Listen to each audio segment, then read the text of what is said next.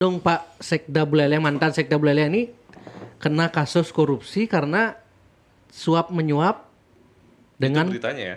PT Energi PT Padma. Padma PT Padma terkait Energi proyek Indonesia. LNG di Buleleng. Betul, Cilokan Bawang. Dan sekarang PT yang sama itu kerjasama dengan Perusda untuk pengerjaan proyek LNG yang di Sidakarya itu. Sederhananya PT Padma Indonesia ini adalah pihak yang menyuap Sekda Buleleng dan pihak yang membuat proyek, termasuk yang membuat proyek terminal LNG di Sidakarya, kan gitu. Iya.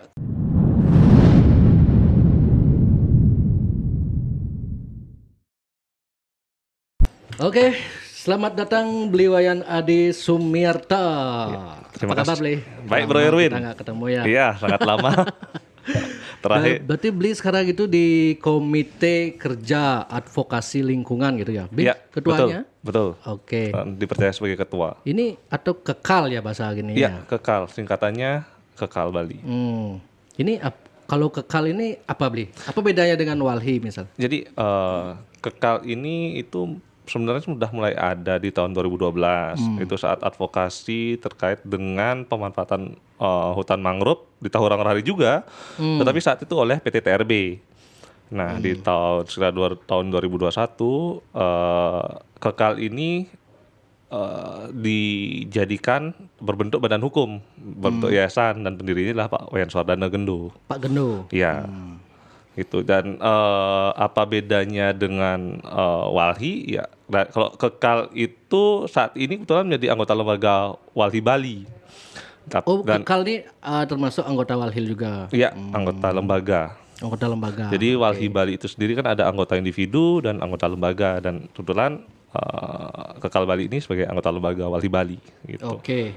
Oke, Bli, langsung aja saya ke to the point Bli ya. Siap. Ini saya penasaran nih mau membahas soal terminal LNG yang masih dibahas-bahas juga kayaknya di medsos, baik di Instagram ataupun di Facebook gitu ya.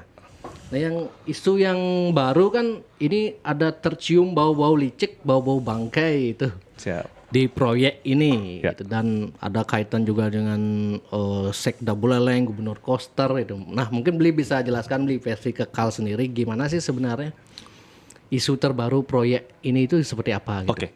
Oke. Dari saya mulai runtannya.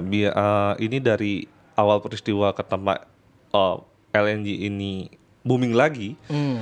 Itu ketika pada persidangan ketiga di Komisi Informasi. Jadi saat ini Walhi Masih dalam proses persidangan. masih ya? dalam proses. Jadi saat ini Walhi dengan PT Dewata Energi Bersih itu ada sedang proses sengketa di Komisi Informasi. Karena ketika Walhi Bali meminta dokumen studi kelayakan untuk terminal LNG ini tidak diberikan oleh PT DEB. Itu karena surat permohonan dan sudah sampai surat keberatan tidak ditanggapi, akhirnya teman-teman Walhi Bali itu mengajukan permohonan sengketa informasi ke Komisi Informasi Provinsi Bali, dan kebetulan saya salah satu ditunjuk sebagai kuasa di sana. Gitu. Berarti di persidangan itu terungkap fakta-fakta baru gitu ya? Iya, jadi dalam persidangan ketiga itu kan ada jawab menjawab, proses jawab menjawab, di mana di persidangan ketiga itu kan ada tanggapan dari kuasa hukum termohon terkait dengan permohonan yang diajukan oleh kuasa hukum dari PT DEB. Kuasa hukum termohon itu memberikan tanggapan atau jawaban atas permohonan informasi dari Walhi. Nah, dalam tanggapannya itu disebutkan bahwa PT DEB itu bukanlah badan publik, karena yang mendirikan PT DEB itu adalah PT Padma Energi Indonesia dan Perusda Bali. Yang mendirikan PT DEB ini PT Padma Energi Indonesia dan Perusda Bali. Perusda Bali ini perusahaan daerah lah, perusahaan daerah Bali. Pemprov Bali. Betul. Perusahaan daerah dari Pemprov Bali gitu Betul. Nah, fakta itu senyatanya bertentangan dengan apa yang selama ini disampaikan oleh Humas PT DEB. Jadi di berbagai media, Humas PT DEB, Pak Bagus Purbanegara selalu menyampaikan bahwa PT DEB ini dibentuk oleh PLN dan juga Perusda, di mana PLN memiliki 51% saham dan Perusda memiliki 49% saham. Jadi ini adalah perusahaan milik pemerintah. Karena perusahaan milik pemerintah tidak mungkin akan merugikan masyarakat dan tentunya akan mengikuti aturan-aturan yang berlaku. Dan itulah yang selalu disampaikan. Keuntungannya pun masuk PAD gitu betul, kan? Betul. Dan ini adalah nanti setiap keuntungan yang diperoleh dari usaha itu akan masuk ke pemerintah, digunakan untuk kesejahteraan rakyat. Begitulah kira-kira yang selama ini digembar-gemborkan. Jadi perlu disederhanakan juga. Artinya kalau perusahaan pemerintah itu nanti keuntungannya masuk ke kas daerah.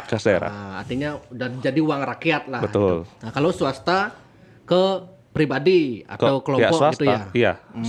Sebagai pemegang sahamnya di sana. Iya. Berarti yang sebelumnya digembor-gemborkan oleh PT DEB ini proyek ini digadang oleh pemerintah. Iya. Sekarang terungkap bahwa ternyata ini adalah mayoritas saham mayoritas PT DEB itu dimiliki oleh PT Padma Energi Indonesia. Saham mayoritas berarti berapa persen saham? Berdasarkan jawaban dari kuasa termohon PT DEB itu kepemilikan sahamnya adalah 80%.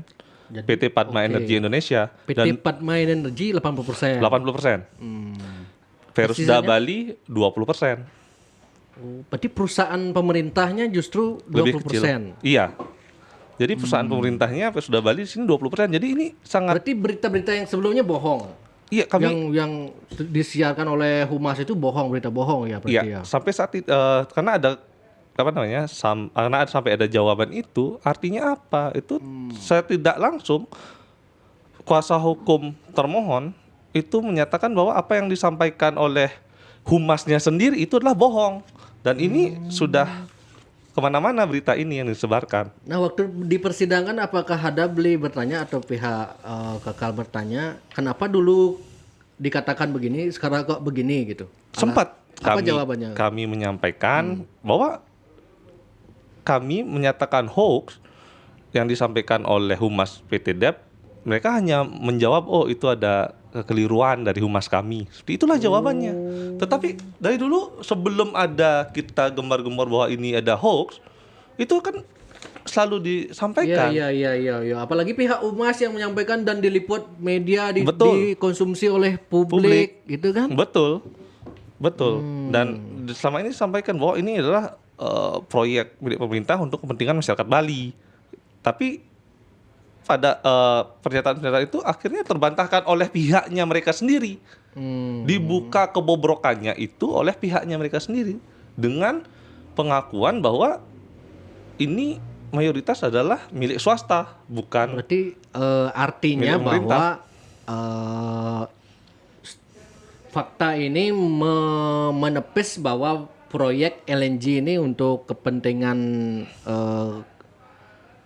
pemerintah, untuk kepentingan misalkan ada saya baca dulu temannya Pak Bagus Purbanegara itu, ini kepentingan publiknya di mana ya, karena keuntungannya masuk kas daerah, jadi ini kan di sana kepentingan publiknya. Gitu. Betul. Kalau seperti itu, iya, oke. Jadi itu kan melanjutkan yang tadi 80% milik PT Padma swasta dan 20% itu milik Perusda. Bisa jadi yang dimaksud itu 20% itu pendapatan, tapi kan harus kita ingat dalam jawaban mereka juga itu diakui bahwa saham 20% itu adalah hasil hutang. Berarti modalnya itu dari PT Padma, bukan dari Perusda. Berarti sederhananya 20% dikasih saham tapi pihak pemerintah tidak mengeluarkan duit gitu. Betul. Pihak pemerintah tidak mengeluarkan, sederhana ini bahasa Bali, proyek bang aja saham. Tapi wak sim perlu space gitu. Betul. Kamu tidak perlu keluar duit, tapi saya kasih saham 20%. Betul. Ya, oke. Tapi kita tarik lagi ke belakang, ada dugaan 20% ini itu adalah sebagai kompensasi. Jadi 2019 itu pemerintah mulai menggodok untuk perubahan peruntukan di Tahura Ngurah Rai, peruntukan blok, perubahan blok. Nah, di tahun 2019 juga itu mulai berdasarkan bukti-bukti yang disampaikan oleh PT DEP itu 2019 itu mereka mulai mengadakan pertemuan-pertemuan dengan pihak Perusda terkait dengan kerjasama. Jadi berbarengan rencana perubahan blok dan rencana untuk kerjasama di tahun 2019. Di tahun 2020 itu dibentuklah PT Dewata Energi Bersih, di mana yang membentuk itu adalah PT Padma Energi Indonesia dan Perusda Bali.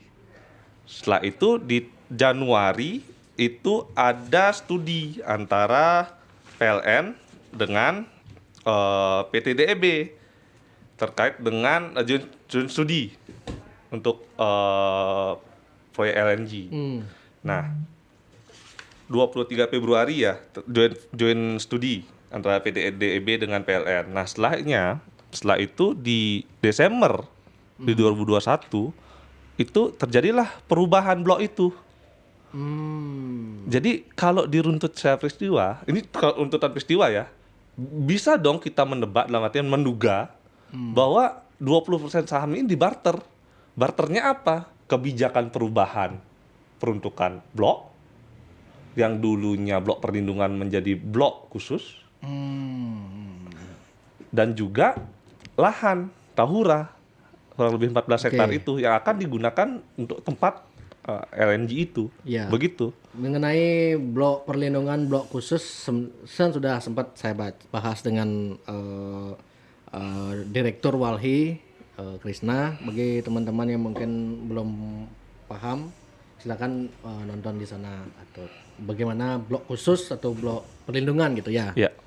Jadi sederhana kan blok khusus itu kan artinya sama blok perlindungan itu gimana, Bli? Kalau blok perlindungan itu kan blok yang memang tidak bisa dibangun. Bisa diutak-atik sama sekali. Bisa diutak-atik. Kalau blok khusus bisa asalkan ada beberapa syarat yang harus dipenuhi. Oke, siap. Begitu. Nah, syarat ini yang menurut kami juga sangat dipaksakan untuk perubahan ke blok khusus ini. Oke. Dan terakhir baru kita tahu ternyata di blok khusus itulah yang akan digunakan pembangunan LNG ini. Jadi kalau kita melihat ke belakang, patut diduga 20% saham itu ya barter itu. Barter ya. Barter kebijakan, barter dengan lahan. Berarti bisa kan misalnya saya di posisinya pemerintah daerah misalnya beliau. Ya. Oke, ini pihak yang membangun proyek misalnya. Ini mau membangun proyek nih gitu. Tapi biar saya nggak keluar duit, oke, saya kasih saham 20%, nanti saya permudah lah proyek Anda ini biar terwujud gitu. Kan bisa sederhana gitu ya. Bisa jadi analoginya seperti itu. Karena sampai sekarang kan mereka nggak mau terbuka. Sampai sekarang untuk proyek LNG ini tidak mau terbuka dari PT DEP pemiliknya siapa, selanjutnya tidak ada yang tahu pemilik PT DEP ini siapa? Awalnya Humas kan menyatakan PLN sama Perusda saja. Oh, berarti masih sampai sekarang itu siapa yang memiliki apa namanya istilah kalau PT itu pemilik saham, pemegang saham. Enggak, pemilik saham itu apa namanya? Pemegang saham gitu ya? Iya, pemegang saham. Pemegang sahamnya belum ada. Pemegang sahamnya itu di awal kemunculan proyek LNG ini, Humas PT DEP selalu menyampaikan yang tadi saya sampaikan itu yang sudah kita bahas, bahwa yang pemegang saham pendiri PT DEB inilah PLN dan Perusda, tidak ada yang pihak swasta. Oh, kan itu yang sekarang karena swasta berarti ini sangat penting siapakah yang di belakang PT DEP ini gitu ya? Iya. Siapa pemegang sahamnya kan gitu ya? Iya. Kenapa kalau untuk dikatakan untuk kepentingan masyarakat? Karena banyak hal-hal yang ditutup-tutupi. Kan seperti itu. Kenapa nggak dari awal disampaikan? Oh, PT DEP ini pemegang sahamnya adalah ini. sebesar sekian persen, ini sekian persen. Kenapa nggak dari awal? Harusnya yang begitu-begitu, apakah itu termasuk informasi publik, Bli? Yang termasuk pemegang saham itu? Apa memang itu bersifat privasi itu? Bisa saja dibuka, kita bisa tahu untuk ininya pemegang sahamnya. Pembangunan di zona gini ya. Itu kan lahan Tahura, itu kan lahan sebenarnya milik pemerintah. Ya. Harusnya kalau memang membangun di lahan seperti itu kan, apalagi proyek ini kan untuk publik katanya kan. Katanya ya, saya garis bawahi katanya. Makanya saya bilang kata-kata tercium bau bangka itu ya bisa dialurkan seperti itu. Di sana karena artinya ada barter, dugaan ada barter antara saham dan mempermudah proyek sama dan bau-bau siapa yang akan mencari keuntungan nih di proyek ini kan gitu ya. Betul, bukan. Oke. Kalau terkait mencari keuntungan kan setiap usaha pasti mencarikan keuntungan. Benar. Artinya siapa yang menikmati keuntungan nanti. Betul. Tetapi ini, kan pivotnya kita adalah terbukti bahwa apa yang selama ini disampaikan itu tidak benar. Apa yang disampaikan Humas itu tidak benar. Substansinya di sana ya. Artinya substansinya bahwa proyek ini dari dia sejak dulu sudah menyebarkan isu bohong gitu. Betul. Lah. Gitu.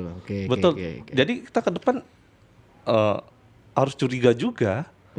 Benar nggak ini apa yang disampaikan? Sekarang misalnya Pak Purbanegara menyampaikan sesuatu, kita patut skeptis kan? Mau tidak mau. Jangan-jangan Anda mau lagi gitu kan? Mau tidak mau seperti itu karena ini kan sudah. Jadi dia yang pihaknya mereka yang melontarkan informasi bahwa PT DEP dimiliki pemerintah, tapi pihak mereka juga yang membantah. Dan itu kalau yang berdasarkan jawaban dari kuasa hukum PT DEP itu berdasarkan akta notarialnya memang itu yang disampaikan dulu itu apakah hanya statement aja atau Pak Purbanegara pakai data itu? Jadi ini di berita dia bikin kayak konversi pers itu menyampaikan ini data apa Bli? Ini berita. Ini maksudnya yang ini? Yang ini dari flyer dari berita. Jadi ini berita. Jadi ini sebenarnya data resmi yang bukan dia menyampaikan lisan tanpa data gitu ya. Bahwa ada videonya juga pada prinsipnya ini disampaikan seperti ini. PT DEP itu dimiliki oleh PLN. Jadi nggak ada alasan salah ucap gitu ya dulu ya berarti ya karena ini kan datanya ada kan. Kan mereka yang nyebar. Iya. Itu. Mereka yang nyebar informasi ini kepada masyarakat bahwa untuk meyakinkan masyarakat ini pemerintah loh. Ini PLN dan Perusda loh. Pihak swastanya nggak disebut. Tetapi anehnya, ketika kami dari Walhi Bali minta informasi, itu tiba-tiba disebut.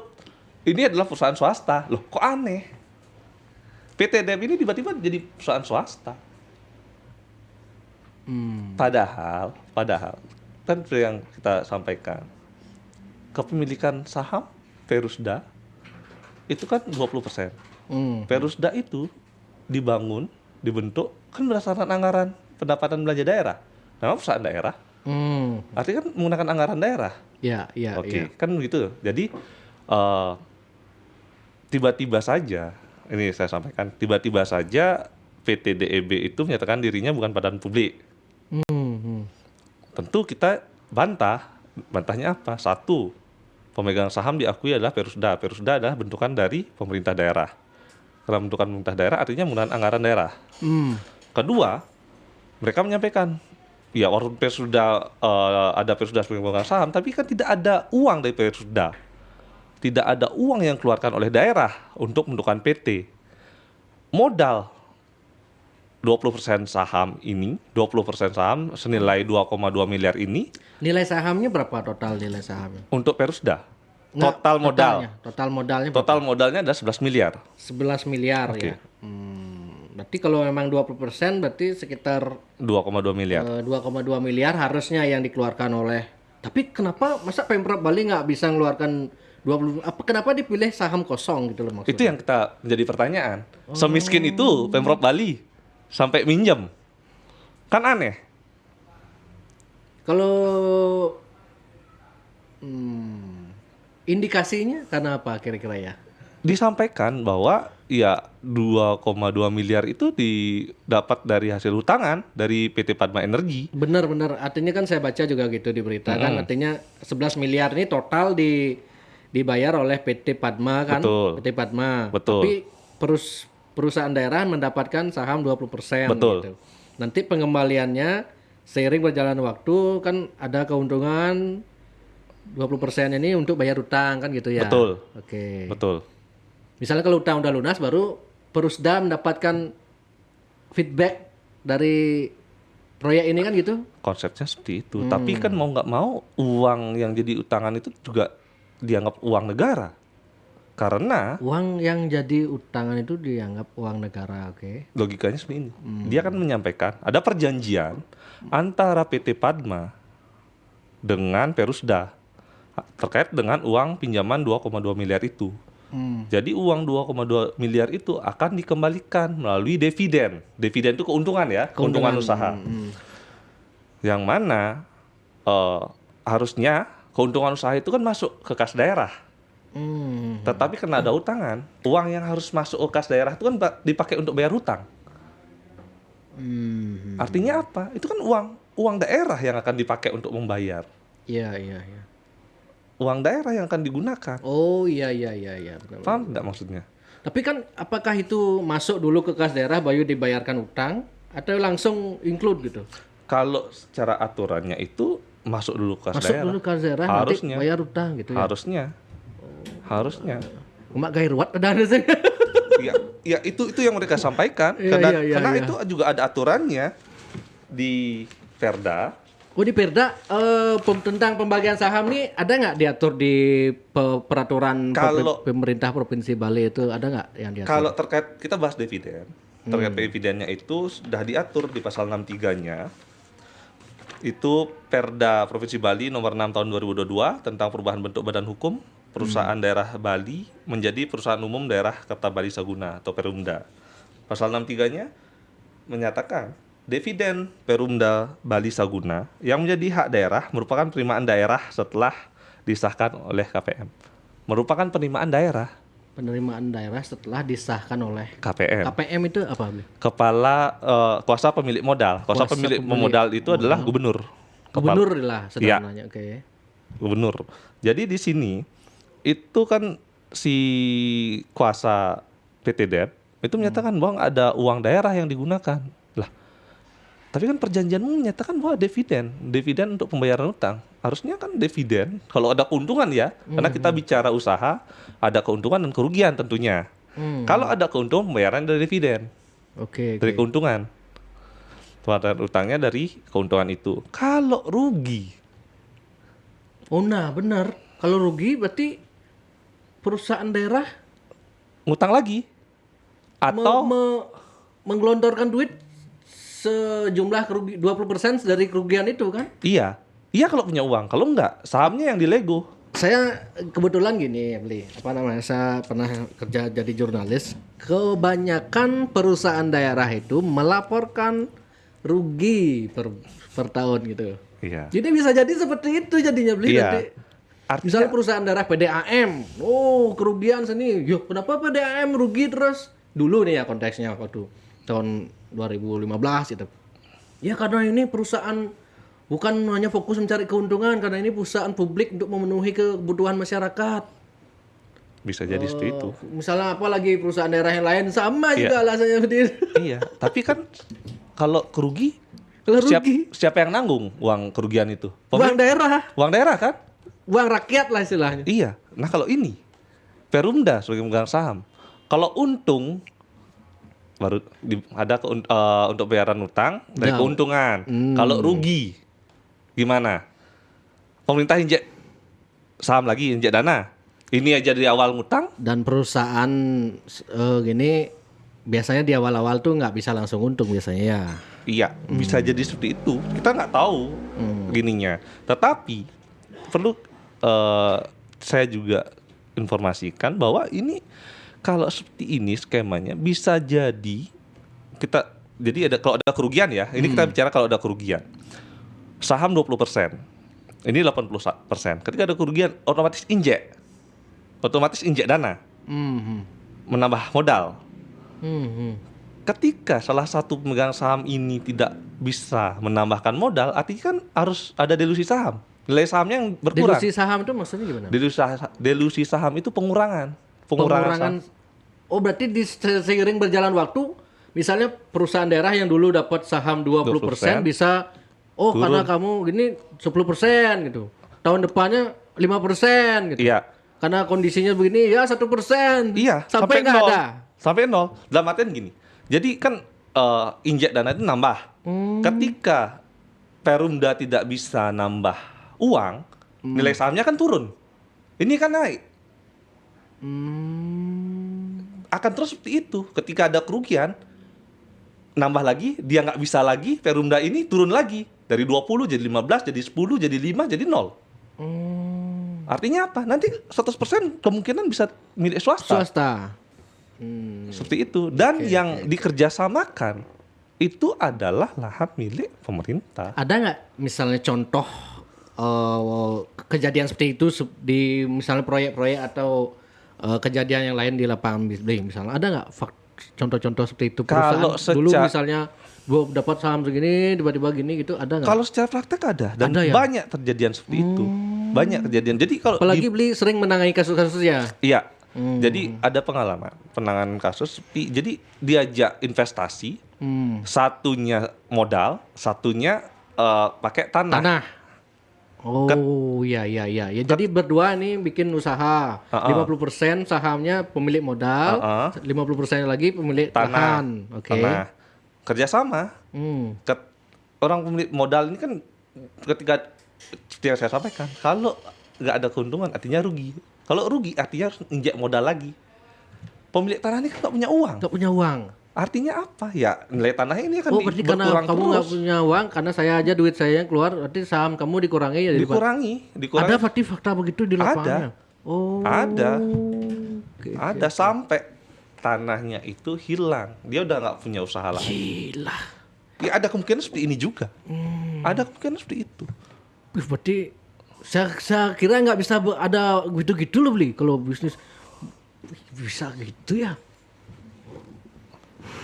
Tapi kan tergantung kesepakatan di awal sekarang beli. Betul. Misalnya kalau kita udah tahu ada kemungkinan begitu, mungkin saja kita beri masukan kalau memang akan dipaksakan ini dibikin kesepakatan di awal kan gitu.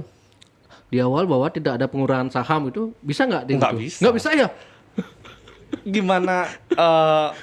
Kalau seperti itu kan, ya kita nggak tahu ya perjanjian antara Perusda dan PT Padma itu seperti apa. Karena sampai sekarang kan perjanjian nggak dibuka. Gimana kita tahu? Oh iya makanya, oke. Makanya bersengketa sampai sekarang gitu ya. Betul. Nggak mau dibuka sama sekali. Pernah nggak pihak Walhi atau Kekal setelah bersengketa kemudian akhirnya dibuka data itu? Kalau dengan siapa? Karena PDD? Sebelum dengan pihak lain itu misalnya. Kalau dengan pihak-pihak lain itu pernah. Dan kalau kita pun Walhi, kebetulan saya juga sebagai pelaku sejarahnya waktu itu 2018 ya terkait dengan pembangunan di Tahurawarai yang TRB itu dibuka. Artinya dokumennya. Kalau misalnya pihak Walhi atau Kekal menang di persidangan, data itu apakah dibuka kah? Harus dibuka. Oh, berarti kalau misalnya sekarang Kekal atau Walhi menang di persidangan bersengketa melawan PT DEP, berarti mereka harus membuka data ini? Wajib dibuka. Kecuali ada informasinya memang dikecualikan. Tapi itu tidak bisa semua dokumen dikecualikan. Ya itu contohnya tadi kayak yang kasus waktu melawan PT TRB. Waktu melawan kasus TRB, dokumen diberikan. Tetapi kalau ada informasi persaingan bisnis, persaingan usaha, itu dihitamkan. Jadi tidak semua dokumen tidak bisa diberikan. Misal dalam satu bundle dokumen ini ada misalnya desain bangunan, desain informasi pribadi, nomor rekening, itu bisa ditutup. Tapi dokumennya dikasih. Tapi apakah misalnya gini kan pihak mereka juga takut membuka data secara gamblang, mungkin ada ketakutan data ini akan dimanfaatkan dengan berbagai gini gitu, misalnya digoreng media atau dan lain-lainnya gitu. Ada nggak kemungkinan gitu beli? Mereka takut gini. Kan aneh. Katanya untuk kepentingan publik, tapi kenapa takut muka data? Iya. Kan begitu saja cara logika berpikirnya. Harusnya kalau memang ini, apalagi ini lahan publik, ya harusnya terbuka mereka. Terbuka penyampaian. Terus apa yang harus ditutupi? Data yang paling penting menurut beli sendiri, apa yang perlu diketahui lagi di dokumen ini? Saya rasa pemegang saham selain itu hampir semua dokumen ya terkait dengan LNG ya. Ya kesepakatan gitu kalau semua ya. Kita kan kemarin itu sampai sekarang itu ada 3 sengketa, tapi 2 dengan DKLH. DKLH dinas dinas lingkungan hidup dan kehutanan. Okay. Jadi yang kita minta itu adalah alasan perubahan blok yang tadi kita bahas dari depan. Oh, itu belum ada penjelasan juga dari mereka. Itu dokumen sudah diberikan tapi tidak lengkap. Jadi dalam satu dokumennya yang dipakai alasan untuk perubahan blok itu kan menggunakan proposal dari PT Dewata Energi Bersih. Jadi proposal itu yang sebenarnya juga kita minta, dalam artian kan apa yang jadi dasar adanya perubahan blok itu harus kan diberikan sampai dokumen pendukungnya. Nah, salah satunya adalah proposal ini, dan itu yang tidak diberikan dengan alasan tidak DLKH itu tidak diberikan izin oleh PT DEP. Lah kok pemerintah diatur oleh swasta, ini gimana? Kan aneh. Yang kedua, kita minta terkait dengan perjanjian pemanfaatan Tahura dengan PT DEB ini. Nah itu sama sekali tidak diberikan. Padahal apa? Yang diperjanjikan itu lahan publik loh. Lahan pemerintah. Itu tidak dibuka. Ya kita nggak, kalau memang ada nilai ya bisa ditutupi lah nilainya. Tapi kan apa sebenarnya yang diperjanjikan di sana? Iya. Dan anehnya seperti yang tadi kita udah sampaikan, banyak keanehan-keanehan dari pemegang saham. Terus sampai saat ini di awal penyampaiannya LNG akan menggunakan mangrove, tiba-tiba katanya menggunakan laut lepas, tapi perjanjian ini nggak dibuka, masih berlaku pemanfaatan mangrove ini. Terus percaya lagi? Artinya dengan fakta begini kan kita publik juga akan makin skeptis kan. Ya ini yo ngatur katanya gitu kan. Jadi statement-statement yang dikeluarkan oleh humas itu akan dianggap omongan yang mau semua gitu kan. Iya, itu kan ulahnya mereka sendiri ya. Ulahnya mereka sendiri, dan iya kita percaya nggak percaya ya waktu yang akan menunjukkan kebohongan-kebohongan itu. Nah, kalau saya baca terkait bau licik menyangkut Gubernur Koster, itu gimana kaitannya dengan Koster beli? Permainan licik Koster gitu. Yang Koster membackingi gitu. Gimana? Nah, kan dari awal itu kan gubernur itu konsen terkait dengan energi. Terkait dengan energi bersih ya. Nah, untuk pembentukan PT DEB ini, jadi untuk Perusda yang kita udah berdasarkan Perda ini, KPM itu kan pimpinan jawabnya adalah gubernur sendiri. Kan begitu. Okay. Nah, kaitannya dengan ada dugaan ya, kita bahas dulu. Kita bilang dugaan kelicikannya itu ya karena Koster ini gubernur itu membiarkan dari awal. Membiarkan dalam artian isu-isu kayak humas PT DEB menyampaikan bahwa ini PLN dan Perusda, dia kan nggak ada komentar apapun. Iya. Yang saya bingung juga beli, saya baca di googling misalnya di Google ya, Gubernur Koster, terminal LNG Gubernur Koster gitu. Saya baca itu berita-berita Gubernur Koster larang pembangunan terminal LNG di kawasan mangrove. Justru ada Koster melarang gitu beli. Gimana itu? Saya bingung jadi. Itu yang aneh. Itu ya kalau memang tidak akan di mangrove, itu harusnya kan perjanjian ini dibatalin dulu dong. Ya harusnya kan dengan kebijakan, dengan tindakan kan Pak Koster, kalau memang bukan dengan hanya sekadar ucapan melarang. Gini kan gitu kan. Jadi sebenarnya. Kan kita masyarakat juga menduga-duga kenapa diam. Ada apa ini? Ada lilan apa nih? Kan gitu akhirnya pertanyaan-pertanyaan yang muncul ya. pertanyaan-pertanyaan ketika ada yang aneh, wajar dong masyarakat itu bertanya. Kan gitu. Ya kenapa sih ini programnya dia loh, programnya gubernur loh. Ada yang nggak beres kan bisa diselesaikan, tapi dia diem. Tapi dalam konteks tetap kita tidak tetap dari pihak Kekal dan Wahil tidak menolak ada terminal LNG di Bali kan gitu ya. Artinya yang dipermasalahkan adalah lokasinya, kemudian prosesnya gitu ya. Prosesnya, tapi satu lagi yang harus dibuka dalam ininya, niatnya baik memang energi bersih, tapi kan kajian-kajian bahwa Bali selama ini dibilang krisis energi itu tidak pernah dibuka sampai sekarang oleh pemerintah provinsi Bali. Ada tidak kajiannya? Kajian bahwa Bali krisis energi dan listrik, sehingga perlu dibuatkan terminal LNG.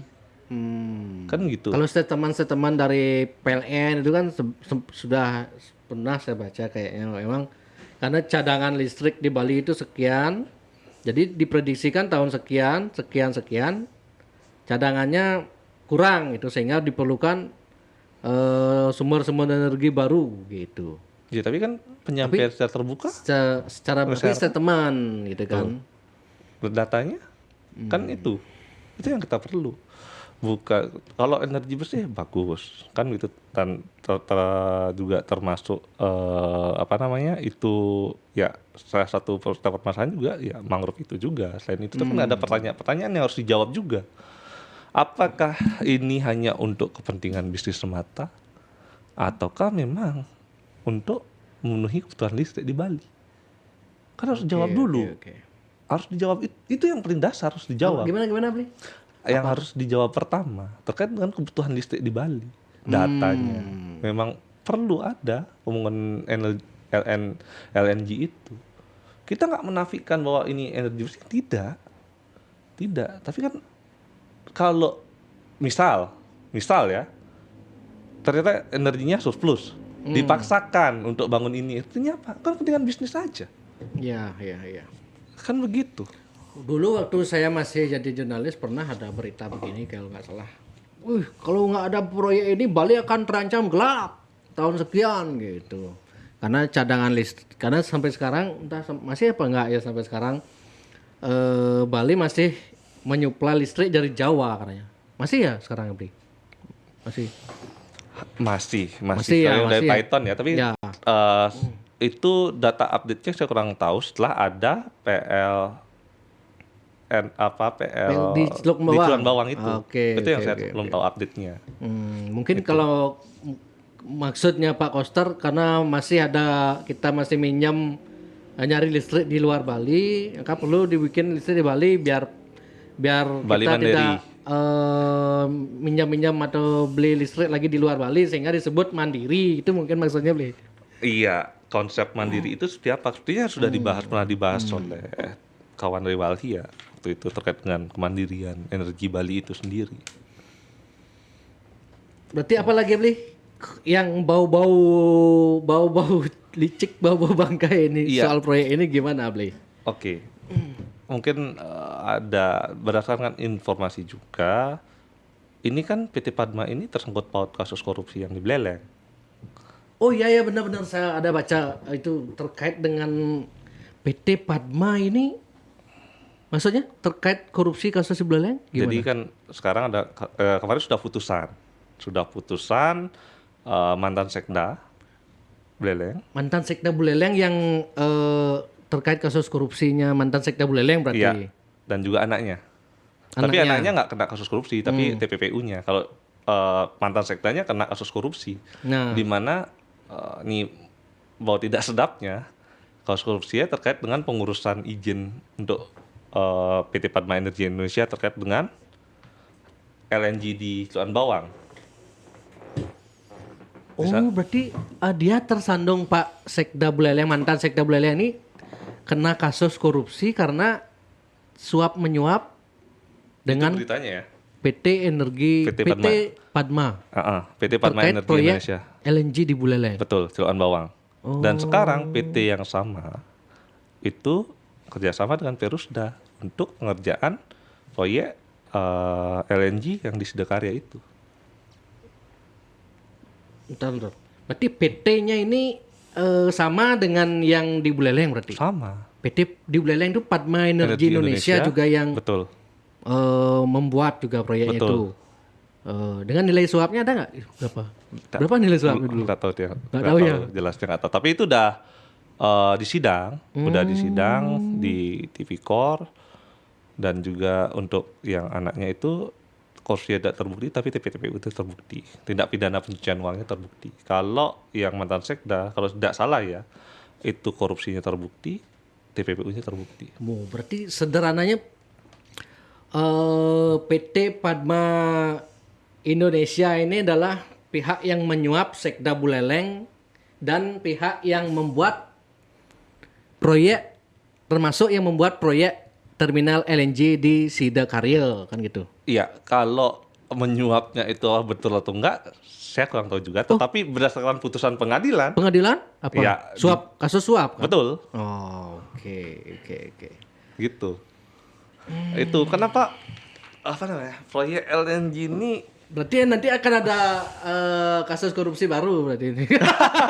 Kalau dugaan kita benar gitu ya. Kalau enggak ya justru bagus. Kalau enggak kan kita enggak berharap ada korupsi. Kita enggak tahu. Makanya kenapa bisa pertanyaannya kenapa bisa 20% itu hitungannya gimana? Oke. Kan bahaya nih. Berarti Walhi dan Kekal ini organisasi berbahaya nih.